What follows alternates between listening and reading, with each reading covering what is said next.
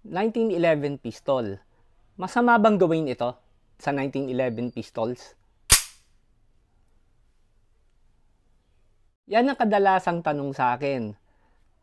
Masama ba na i-drop yung slides on an empty chamber? O yung pagbagsak ng slides na walang bala? At yan naman ang pag-uusapan natin ngayon. At pagdating sa usapan ng 1911, muli ko pong inimbita ang aking kaibigan, si Mr. Beng Celestino.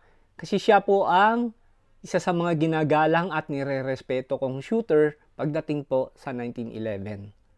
At ito po, pakinggan po natin siya. Pa isang tanong.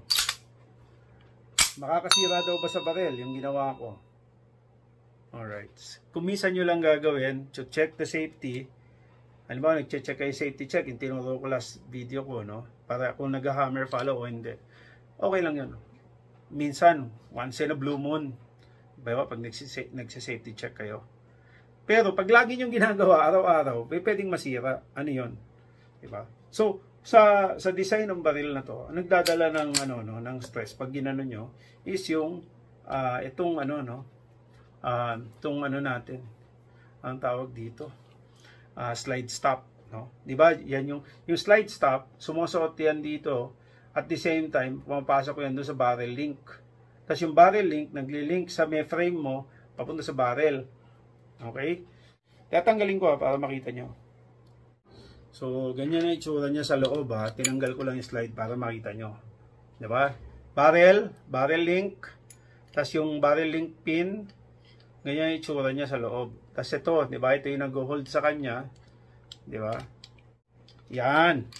O, yan yung nag-hold dyan. Diba? So, nakita nyo, pag nagkasakay ng slide, diba? Kakasan nyo, tas babagsak nyo. 'Di ba? Tapos yung itong breech face, 'di ba? Pag nakasagad na dito, papalo siyang ganoon, 'di ba? So, ayan, gaganon 'yan. Boom, gaganon 'yan, no? Pagka bumalik yung slide. So, nagdadala diyan ito. So, pagka dinwrap nyo, no, nang walang lamang bala or 'di ba? Anong mangyayari? Yung puwersang tinatanggap niya is mas malakas kumpara sa design na dapat sana pag binabagsak mong gano'n, naka-design yun kasi na may bala. Para saan ba yung bala? Di ba? I mean, bakit ko sinasabi na bala? Ba't ako nakapokus sa bala? Pinag-uusapan natin pag-drop ng slide ng walang bala. Okay? Teka, bubuhin ko ulit ha. Kasi importante rin na maintindihan nyo. Hindi lang yung haka-haka, di ba? Mahirap yun eh, yung nanguhula lang tayo. May mga iba dyan dati nagtatalo pa sa sa mga forum eh. Hindi naman nag-a-analyze. Okay. Ito is non-ramp barrel. Alright? So nakikita nyo yun. Diba? Yung maliwa, yung makinis na yon, yung ramp, yung yung sa iba, yun yung ramp, no? Mga ramp barrel. Ano ba tawag dito sa sa non-ramp? Yung feed ramp. Yun, feed ramp. Okay? So, pag binagsak mo yan, tapos, meron kang bala, wow, live. Di ba? Hindi ko babagsak to Pinakita ko lang sa inyo. Okay? Ganyan itsura niyan, no? Kaya may demo nga ng gusto para mas maganda. May demo ko Okay? So, yan. Nag-automatic, sorry. Sa mga hindi nakakaalam, pagka yung in-slam nyo yung magazine na puno sa naka-open slide, mag-automatic yan, babagsak yung slide. Alalayan ko para ma-demo ko lang. Yan. So, di ba pag binagsak nyo yan ng may ammo, dinrap nyo yung slide, no? Ganyan mangyari, dadaan-daanin ko. Yan. Tapos mapupunan nyo, yung puwersa ng slide, una, tatama dyan sa bala, no? Tapos tatama doon sa feed ramp. Bago pa siya pumasok, ganyan, no? Bago pa siya pumasok sa chamber. So, ibig sabihin, along the way, nababawasan yung puwersa, no? Nang yung forward, yung puwersa niya papunta sa harap. Okay? So, yung puwersa, pagdating na nag-chamber na siya, yan, nakaganyang position na.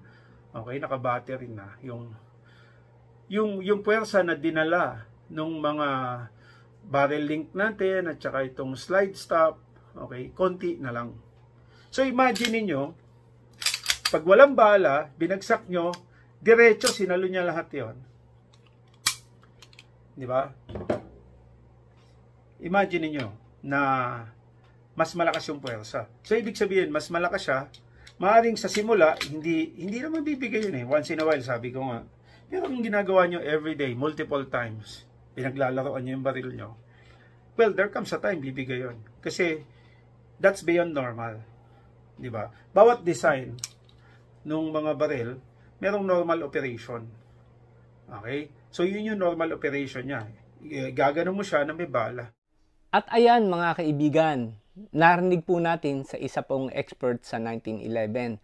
At muli, maraming salamat Sir Beng. Talagang pagka humihingi po ako ng tulong sa iyo, Sir, hindi po kayo nagdadalawang salita. Marami pong salamat. At suportahan po natin si Sir Beng sa kanyang YouTube channel. Mag-subscribe po kayo sa channel ni Sir Beng. Marami po kayong matututunan talaga. Promise. Marami pong salamat mga kapistolero sa pagsuporta po sa aking YouTube channel at sa aking Facebook page. Meow ka rin!